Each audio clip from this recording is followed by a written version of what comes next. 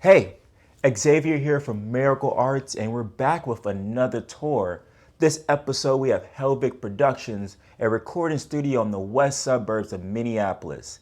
I had a great time with Stephen and Max as we talked about the triple threat process, navigating the music industry, and most importantly, how we can benefit you. So I hope you enjoy this episode, and remember, we create our own miracles. So I'm here with a Miracle Arts interview, but we're switching it up. We're taking a seat back and letting Helvig Productions run the show. So first off, I want to say thank you, Stephen. Has been a great opportunity. Yeah, of course. Happy to help. We have the gear and the space already here. We might as well use it, right? Right. And right now I feel like I'm like Jimmy Fallon. I feel like I'm in a Hollywood station. Can you walk us through the studio? What created this? Well, the studio existed before I was here. This isn't something that I built from scratch. It was an existing studio. It was launched in 95, 96. Okay. And it was a functioning home studio. It was a very, very nice home studio. I met David Kellogg, who had started the studio maybe in 2005. Mm-hmm. And I was in college at the time. I did a record with him in the band that I was playing in at that period, I guess. And, as a lot of these backstories go, I just kind of hung around and didn't leave, and worked my way into an internship and just made the trek out here to work on as many projects as I could for free, and formed a relationship. As I was finishing college, David was moving out of the country, and so I knew that this space was vacant and that no one would be using it, and it wasn't going to be used for anything else. And so I asked to rent a room here and moved in, and I just had access to a studio. It was a super rare opportunity, that I knew of a fully functioning studio that wasn't being used. And fortunately, I was in the right place at the right time. It's really what it comes down to. And I think a lot of people that are in a position like this, like I've found, if you go through their backstories, there's always something like that for so many people. It's a right place, right time kind of scenario. And fortunately for me, that's how it went. David ended up coming back. We formed a partnership for a number of years. We ran the studio together. And then it wasn't until about 2017 where we sort of restructured things, where I was just flat out renting the studio and running my own business at that point. I want to get back to Square Zero. What led you into music? What grew this passion for you? Hard to say, like, where the start would have been. I suppose, I had some friends that played instruments, and, as soon as you see that, you're like, I want to do that. Right. That looks fun. Right. And fortunately, I was able to learn that way too. I bought a guitar. I knew a friend that played guitar, and I just learned from them. What was your favorite song at that time? Oh, What easy song you just get down? I think the first song I tried playing like in a band would have been song number 2 by Blur, because it's an extremely easy song to play, and that was what probably would have been on bass, so it was even one string. Mm-hmm. But once that happens, once you're like, whoa, I'm not far from this actually being okay or good to your younger self, then you're hooked. Then you want to learn everything. Let's stop there. Let's talk about imposter syndrome that many artists talk about, not being good enough. Did you suffer imposter syndrome coming up? I was too naive for imposter syndrome. You're too naive. Speak about that, yeah. I would have been in like junior high when this started to happen. No one else I knew played an instrument. So just the fact that I was doing it was like, I'm already crushing it. I'm on top of the world, There was no concept of imposter syndrome, because I didn't really have any concept of something being way better than me. And if I did, it was like, yeah, but they're adults. They're grown-up kids. They're high schoolers or whatever, like in junior high, the bar is very, very low. At least where I grew up, there's obviously I have clients now that are young kids that come in that are amazing and stuff like that. I know that exists, but it didn't where I grew up. So fortunately I didn't have any of that. It was just like doing it at all was cool. No one was judging that. Yeah. As you learn more and as you start to have higher expectations for yourself, imposter syndrome's definitely a thing. And there's not many that are exempt from that feeling. Mm-hmm. I think with social media, it makes it far worse too. So I think it's even more prevalent today. So, I'm an older guy. Like, I didn't have to deal with that stuff, There was a lot of encouragement, really, I think, more than anything else. I just want to say that's a blessing. That is truly a blessing that you had a chance to grow in an environment that wanted you to grow. Because not many artists have that. That's why I asked that question. I do want to know about your coming into age, into college, into where music was not as, it started to become more of a career. It became more of a job for you. What was that process through your coming to age in your junior, your senior year of college? I think some of it was that I didn't know what else to do. Yeah. In those formative years, you yearn to do something that means something, right? You want to be passionate about what you do and have it have meaning and all of that. And I was struggling to find that in anything else. When I went to college, I had no intention of studying music. That wasn't part of my plan when I enrolled. I was just going to get a degree in something and, figure it out. I took a bunch of classes. Nothing caught my attention. But during that time, I'd always had my own music projects. I had a band that I started when I was 15. I had an a cappella quartet that I was in for 4 years through high school. And then all of those other three guys, all four of us ended up going to the same college. So that continued through our college years as well. And it was always something that I enjoyed and, was a part of my identity, I suppose. I made a couple records while I was in college. Again, sort of just for fun, because I wanted to figure it out, you know? And there was people asking, with the quartet, we had a fan base that we knew we could sell it to. So it was like, well, why not? And so we made a record and then we did it again. And the second time through was just eye-opening of what music production was. And I was really intrigued by that process of helping artists make music. And I don't think I knew it right away, but I slowly realized that my talents were way more aligned with being a producer than they were as being like the songwriter or the front man of a band or something like that. That was happening where I was really interested in that.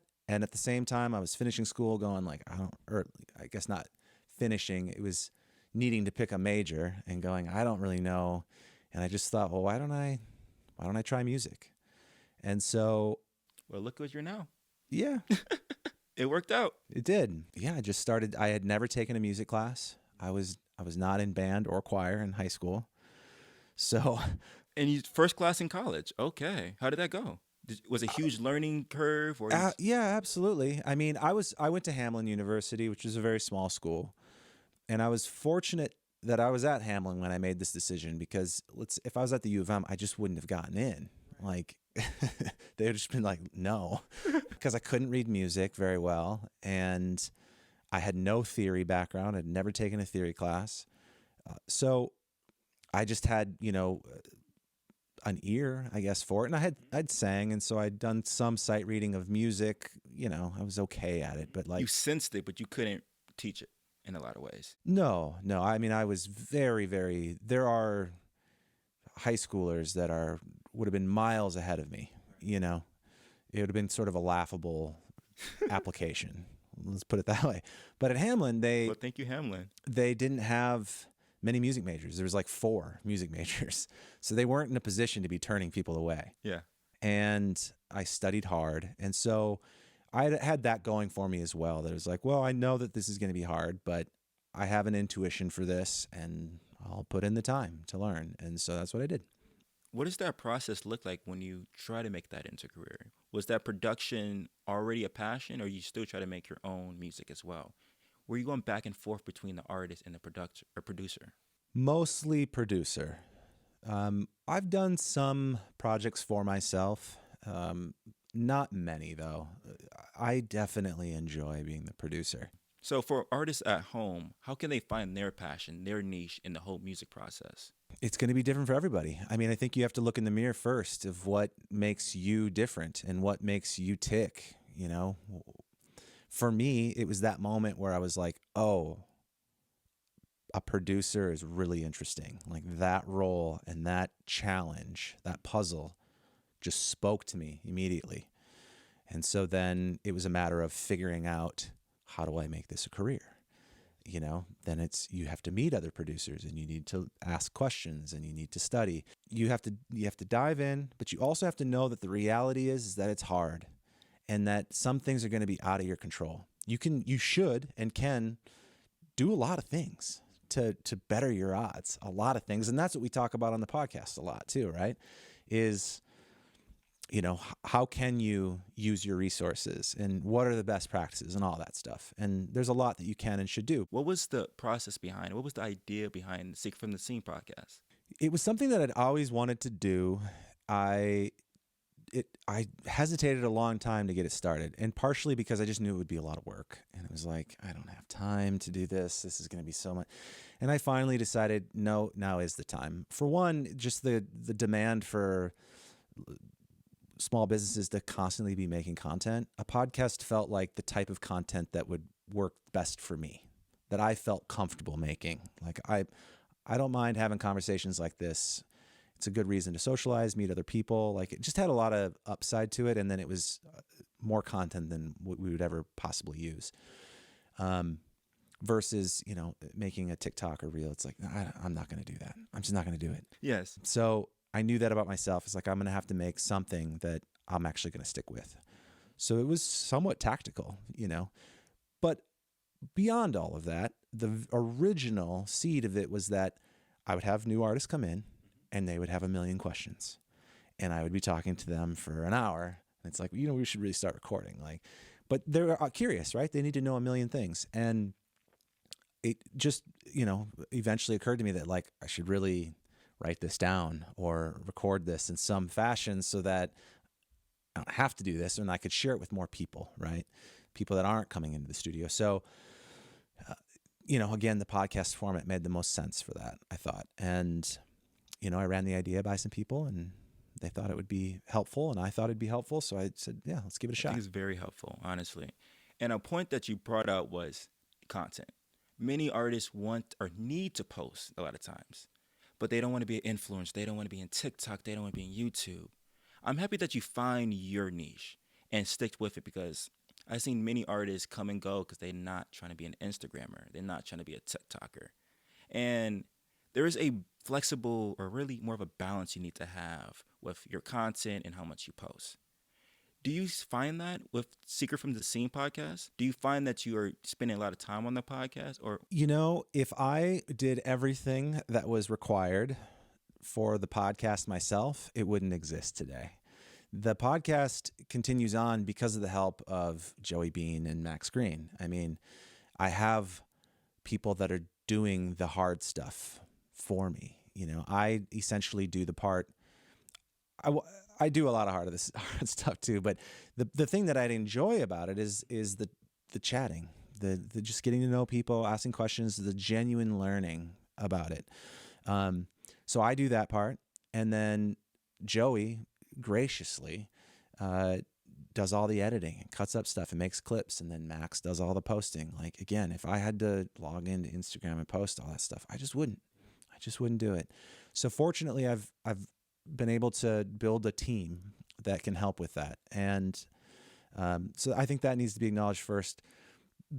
But even with that, the amount of planning it takes, and coordination, and pre-interview prep, and we publish a blog for it and a newsletter for it, and there's so much work that goes into it. It takes a lot. It takes a team. Yeah. I want to talk about the triple threat process. What is it, and what was the concept behind it? Just basically a clever way to talk about what we do. Right. The way I would broadly break down our production process, and it's slightly different from other studios in that we combine video into our process. But it starts with pre-production. A song can be recorded a lot of different ways, but it's only ever going to be as good as the song itself, the songwriting. And so pre-production, which is the process of making sure that the structure of the song, whether it's, where the verse and the chorus and the combination of elements come together, or, how the melody works over top of something, if the lyrics are in line, how all those elements work together. So working with an artist before we ever record anything to make sure, is this the best song that we can make right now. And a lot of artists come in here looking for songwriting help in the first place. That's also part of that pre-production process, is maybe we need to finish this song. Let's keep everything but the chorus, but let's scrap everything, and work on reinventing this thing. So that's the pre-production process, and that's sort of the first step. And then the second thing is the recording thing. And I think that's what everybody thinks of when they dial up a studio, right? Important. You need to know how you're miking things, and even the process of recording. Everybody can play live, or you could do things one at a time. There's different pros and cons depending on the genre. So we help to decide, you might want to do it this way, but we actually think it might be better if we do it this way. So making sure that the recording and the production's on par with what they want. And that also goes in the pre-production process. You're talking about what your vision is, what's in your head. And so a common thing might be like, send us a few songs that you want to sound like what's a playlist that you want to be able to fit with. And that gives us insight into, the idea that they're talking to. Because a lot of times our language doesn't match what we actually hear in our heads. We just don't have the right words for it. And so by using songs as reference points, that can help. And then that can inform how we're going to produce the song. Yes, you have a band, great. But what you've got in your reference tracks is all programmed electronic sounds. So if you really want that, put the drums away. We're going to program this, and you'll get closer to your goal. Or that might lead to a conversation of maybe we could do a hybrid thing, or maybe we could process the live drums in a way to come to that. But all of that leads to making informed decisions about that recording and production process in step 2. And then the third thing is, if you don't promote it or tell any story about it, no one's going to care or hear it. And so by default, when you record with us, you're going to get at least 2 promo pieces. We have guides and stuff like that we provide to our clients that get them thinking about their brand and how they're going to promote it. And so they have to kind of do that as part of the process. And then when we shoot the promo pieces, they're also seeing how okay, they've got a ring light here and this is how we shot it. Or we, just used the phone. That's fine. Okay. And, they can ask questions of the things that they're hung up on. And we also encourage our clients to then shoot their own content while they're here. They've got a really nice looking room. They might as well use good backdrops and do some lip syncing stuff here. We've got, speakers and everything's set up. You're ready to go. Shoot as much as you can. And while they're doing that, then they can also be asking questions of how do you edit this? Or I can't figure out this, captioning thing or whatever it might be. There's a million things you have to learn, right? You're all-in-one resource. That's the idea. So those are 3 broad steps: pre-production, the recording and production process itself, and then the promotion or the story. Everybody's promotion process is going to be different. As you alluded to, some people don't want to be influencers. Yeah. And so, the type of content that you're going to make is going to be very different. And some people are embracing the influencer side of it, and that content can be different. So, that's part of why we say, go through the branding guide, decide what you want to be. I always kind of narrow it down to 2 things. You can be reality TV or you can be a magazine. Broadly speaking, you pick one of those angles and then get started. I've never heard anyone put it that way. I've heard it's be your true self or be the version you want to be. I've heard that before. And it goes kind back. Of the same thing. Yes, it is. Yeah. And I know people was probably wondering about this guide right now. How can I get my hands on it? For the individuals that can't come in the studio today, how can they start thinking about their brand and their awareness of it? All of these resources are free. So you can head to helvigproductions.com and click on the resources tab, and all the guides that we provide our clients are there. You can just go take a look. Please, everyone, tap in with this resource. How did you find the brand for Helvig? How did you find these needs, the 3-step processes behind it? I think that when a lot of businesses start, they think about, I love recording artists. Let me start a recording studio so that I get to do what I love. And that's fine. But ultimately, you need to ask, what does the artist need? What do they actually need? And you might answer, well, they need a recording studio. And it's yes, but what they really need is to have their song recorded and heard by others and loved by others. Mm-hmm. That's what they actually want. And in order for that to happen, because it's one thing to just record a song and say, I'm done. It's another thing to then try to set up the artist for actual success as much as you can, as much as you have control over. And to me, that comes down to then having the song be as good as it can be, having it, from the writing perspective, from the recording perspective, the production perspective, and the content perspective. Can you walk us through the studio? What makes Helvig Productions? We're located out in the western suburbs. That's the first thing to know, is we're kind of out on the edge of the city. And you pull up into a secluded lot. It's next to a small lake. It's woods and trees. So you kind of feel like you're outside of the city without going that far. It's about 20 minutes from downtown. And it's kind of a cabin vibe. You don't expect the studio when you pull up front. As you said, there's a lot more space than you think. Got a big live room. That's the room that we're sitting in now. It was an old squash ball court that got converted. High ceilings. It's all underground, so it's very isolated sound-wise. A nice separated control room. Got a kitchenette, bathroom, and lounge. An extra B room for an editing suite. So lots of room to spread out. Honestly, thank you for having me. Yeah. But how do you involve yourself in the community nearby? Most of my involvement comes sort of in the Twin Cities at large, of going out to support artists. Obviously, my podcast is sort of my attempt to give back to the scene. I think that that's the number one focus of creating resources and creating and capturing conversations with people that I think are very valuable for new musicians. Now that my network has grown, I get calls. In fact, just got one that was, hey, I'm looking to put together a band, or I need an artist for this. And then I try to share that with, first and foremost, the artists that I have direct connect with. And then if nobody in my network can fulfill that gig, then reach out and just try to get somebody a nice paying gig. And then my last question is, we're in early stage of 2025. What are the big plans for the studio or the podcast? Ultimately, the goal is the same that it's always been, which is to help local musicians make the best music they possibly can. And, keep getting better ourselves along the way. Very well said. All right. Well, thank you again for having me in this beautiful facility. And thanks for this great interview. Yeah, thanks for coming out. Of course. Have a good one, guys.